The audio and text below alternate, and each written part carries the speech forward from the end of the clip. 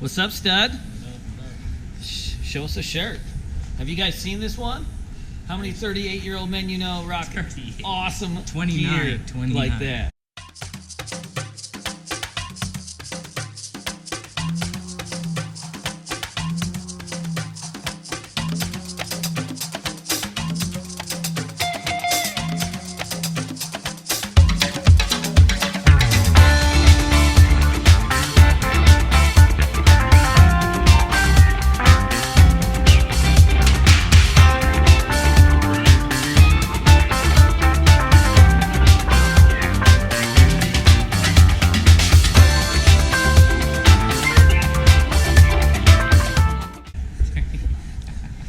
So Big Easy.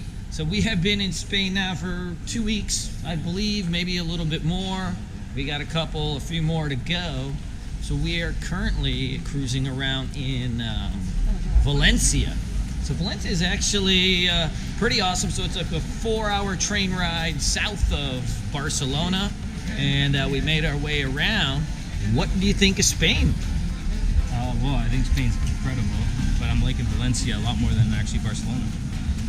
Yeah, so we actually spent 2 weeks in Barcelona because we were under the impression that is the hot spot of Spain, and it was pretty cool. But Valencia has its own vibe. We really like it. It has like a similar feel, but a little bit less. It's a little bit less touristy. It's funny because we're tourists. Yeah, and the walking around is awesome here. It's just like endless. It's just endless streets and like amazing architecture, and it's pretty cool. The architecture here is, I think, probably the coolest part when you're walking around. It's like a walk around town, but everything is, I don't know how to describe it. It's like what you were saying before, when it was, there's like, you got the older buildings mixed in with like these new, like really beautiful buildings as well. Yeah, and It's everything kinda is awful. everything It is mixes well. bold. It's grand. Like you see these like terraces and like these weird like temple thingies like on the top, and they look like almost bang rooms. Like they're like these just epic places, and so they mix in this like really old Gothic culture, but Barcelona is like Gothic architecture. Where here they have like a big Arab influence, and so it's like kind of mixed around. You have this like Moorish Arab influence, and then you have still your historical Spanish kind of architecture you'd think about. Pretty cool. Yeah. So, I mean, Barcelona was good too, because we did a lot of cool stuff. You know, in terms of, I mean, where we were staying was incredible in the Gothic Quarter, which was, you know, a place that a lot of people, like tourists, want to stay when they go there. We got to see the stadium. I mean, the beach was nice there. I mean, it was pretty packed. But what else did we do? We went Sagrada, Sagrada Familia. Cathedral Barcelona. Those churches were pretty great. Yeah, they have all sorts of cool stuff going on here in Barcelona, and even this place has like epic kind of churches and cathedrals and all different kinds. So, Eric, I mean, we've been traveling a lot, but a lot of it's times it's in the States, so it's like Eastern time zone. What do you think is like the hardest part of being overseas? Because we still got to work. I mean, I'm trading, I'm teaching class. He does all our marketing and does the operations of the business. So I think the hardest part would be trying to get work done, but also trying to see the area you're in. Right?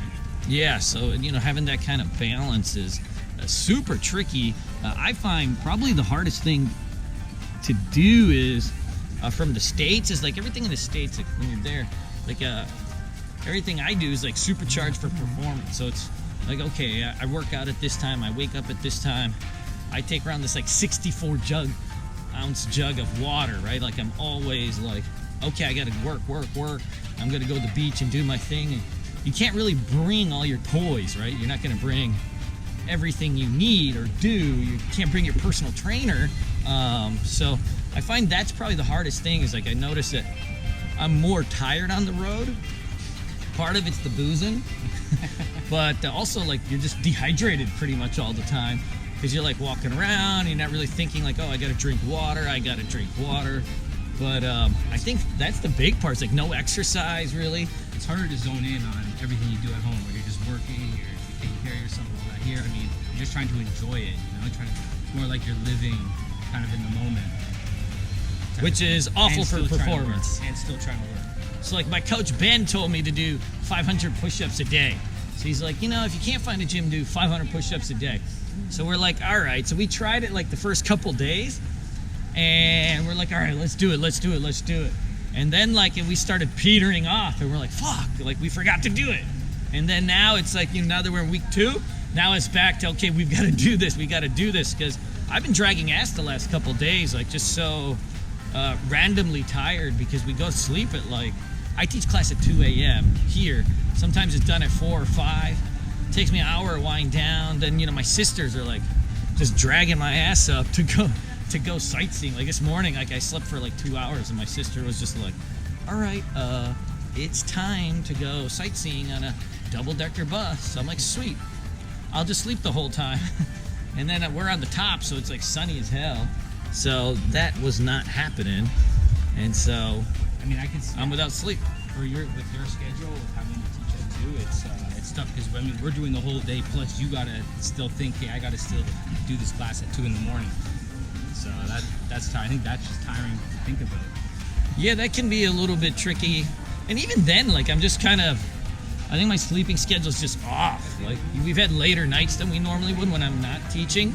Because like people in Barcelona, they go out to dinner like midnight. Sometimes we'd get a reservation, or we'd meet friends, students of ours, and they'd be like, okay, we'll see you at 11:30. And you're like, whoa. By the time dinner's over, it's 2. Maybe you go walk around a little bit, have a little aperitif, or digestive, I guess would be the term.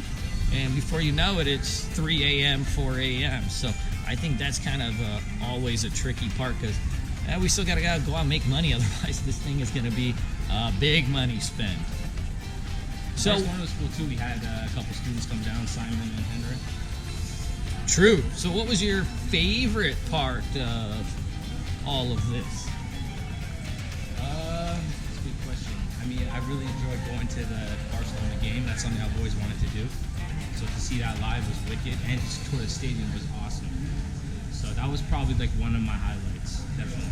And just having like Simon and Henrik come down, I love hanging out with those guys. So coming down when we went to Pacha, like that was a great night. All of us, we had a huge party.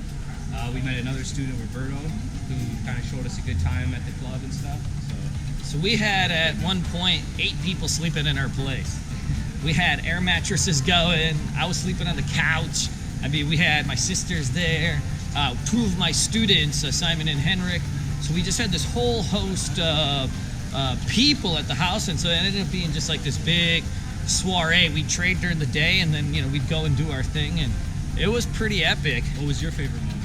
I think just having everybody around. Sometimes when you travel, or like you're just cruising on like a family vacation, there's like you're with like 2 or 3 people, but dude, we had this monstrous crew.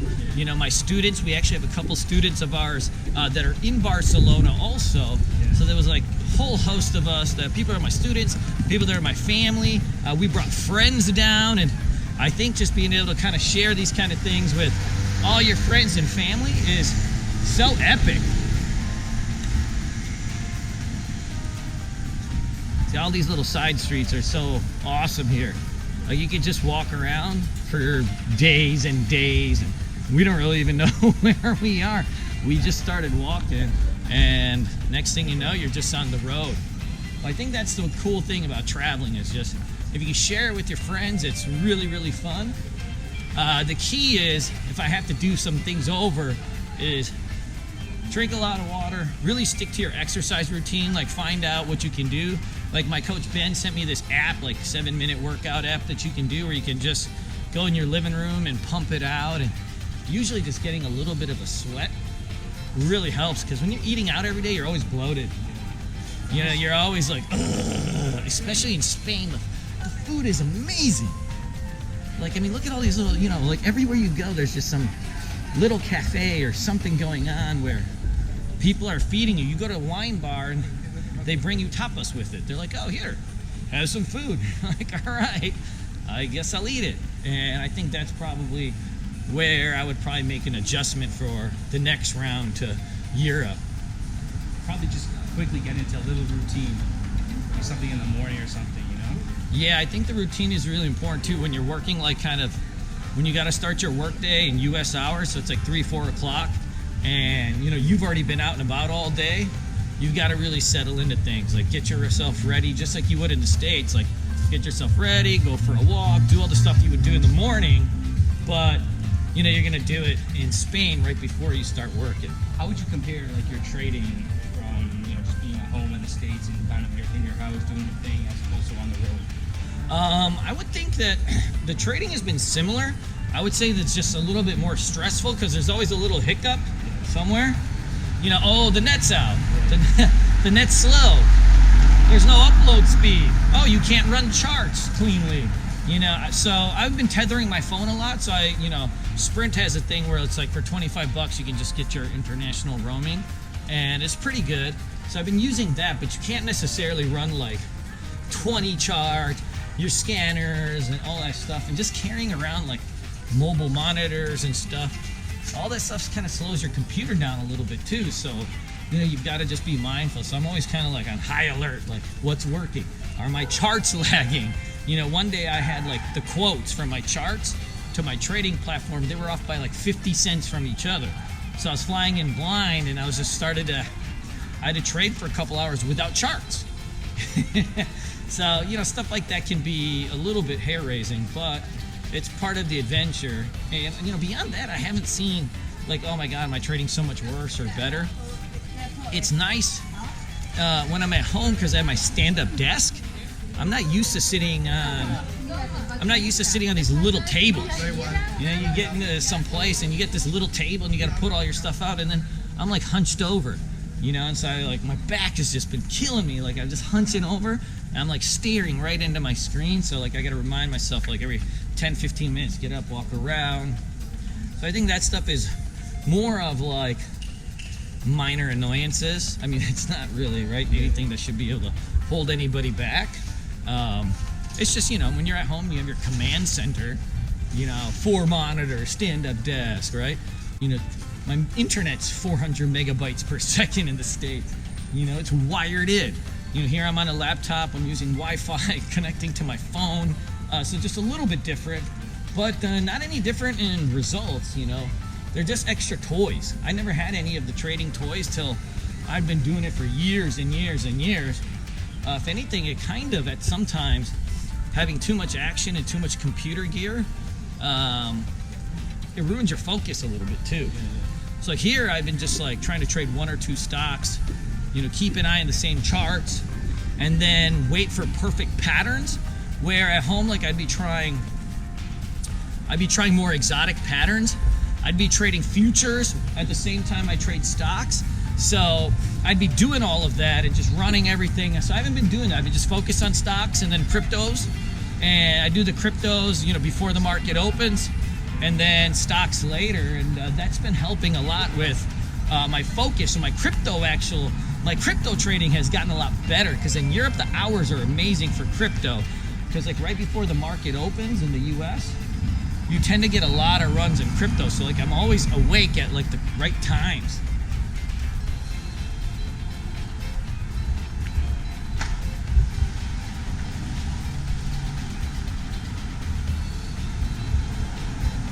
So our next stop is to Granada. We've heard a lot of good things about it. So we're really excited about that. We've only been here for a couple days.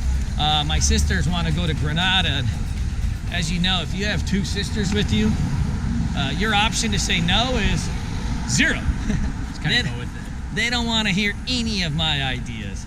They just want to know that I'm showing up. So Granada we go. So we will update you guys once we get there. Yeah. Shout out to Sensei Bistro. Shout out to Sensei Bistro in Barcelona. We love you guys.